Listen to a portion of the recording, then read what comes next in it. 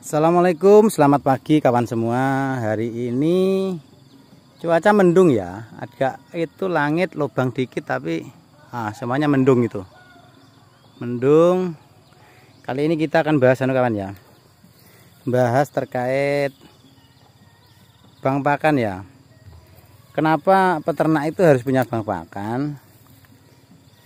Kenapa enggak semuanya beli biar enak atau mudah? Mungkin bagi para yang baru terjun ke dunia peternakan menganggap bahwa ternak itu gampang, hasilnya banyak, labanya banyak. Tidak segampang itu kawan. Saya itu sudah hampir 20 tahun jadi peternak. Untuk mencapai hasil yang lumayan ya, perhitungannya harus matang. Jadi utamakan dulu bank pakan. Kemudian baru nanti persiapan membuat kandang, terus baru beli ternak sesuai kemampuan. Saya sarankan walaupun punya modal besar, untuk para pemula itu sebaiknya beli ternak jangan banyak-banyak ya. Beli pejantan 1 tambah betinanya 5, cukup. Itu paling banyak menurut saya itu. Soalnya kita perlu pengalaman untuk mengetahui karakter dari ternak kita, kambing atau domba.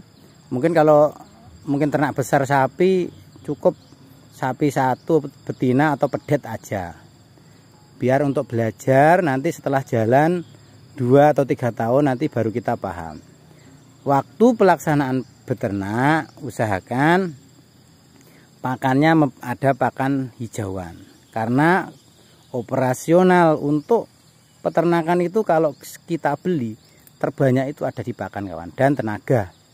Jadi kalau kita, apalagi kalau kita nggak punya tenaga dan harus punya anak buah kandang atau karyawan, itu malah membebani lebih besar lagi.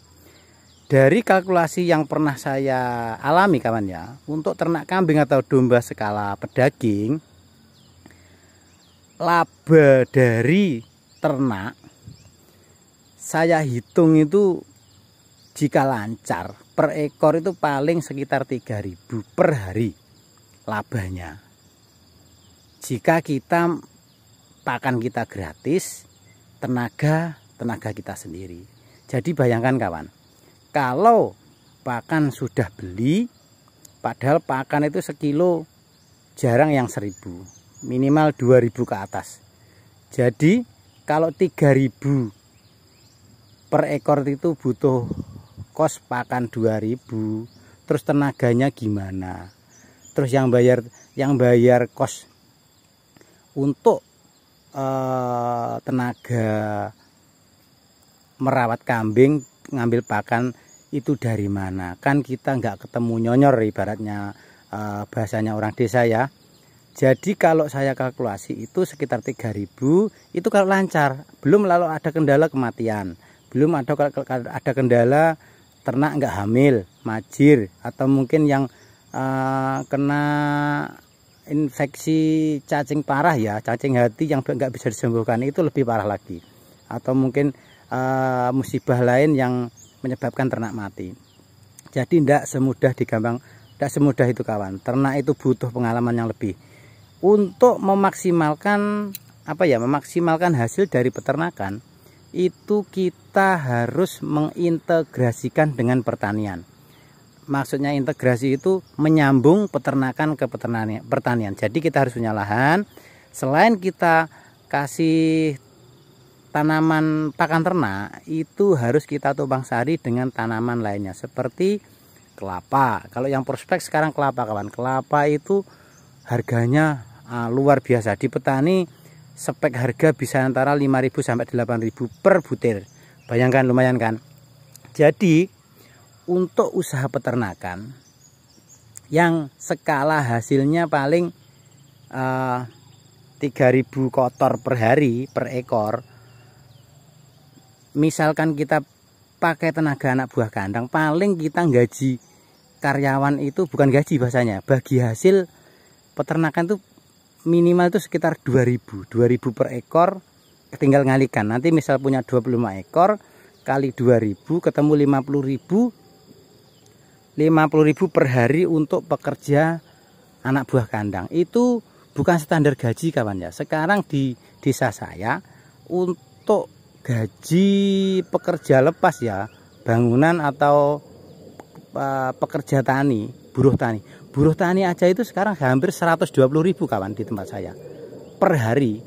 Bayangkan ketemu enggak? Jadi untuk anak untuk pekerja buruh ternak atau buruh tani, saya sarankan lebih baik pakai sistem bagi hasil ya, biar enak.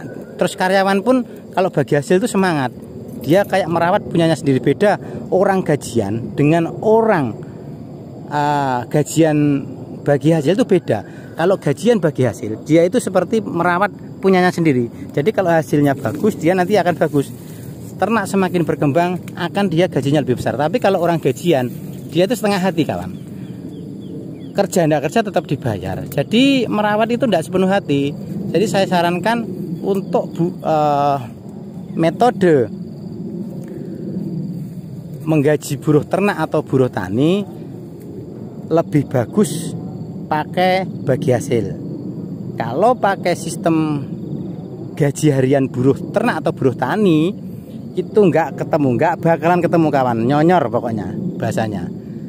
Jadi terus di peternakan diintegrasikan dengan pertanian. Jadi kita dari makan ternak nanti kotoran atau limbah atau krete nanti dibawa ke lahan untuk dipupukkan ke tanaman tumpang sari.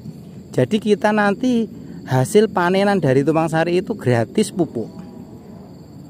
Itulah nanti bisa kita buat untuk gaji karyawan. Saran saya gitu. Jadi hasil dari peternakan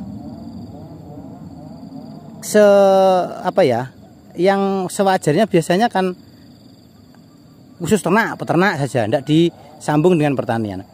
Hasil dari peternakan itu yang awalnya dibayangkan hasil utama nanti jadi hasil kedua. Jadi harga kotoran dan limbah ternak itu lebih berharga dibandingkan dengan hasil ternak. Nanti kalau bagi rekan-rekan yang sudah terjun ke pertanian itu akan paham. Mungkin kalau bagi rekan-rekan yang belum terjun ke dunia peternakan dan pertanian itu mungkin belum paham ya. Tapi nanti silahkan eksperimen sendiri di dunia peternakan dan pertanian. Nanti akan paham bagaimana kalkulasi hasil dari pertanian peternakan. Betul apa enggak kata-kata saya? Monggo kita sharing bareng-bareng. Silahkan berkomentar dan berbagi pengalaman. Terima kasih. Wassalamualaikum warahmatullahi wabarakatuh.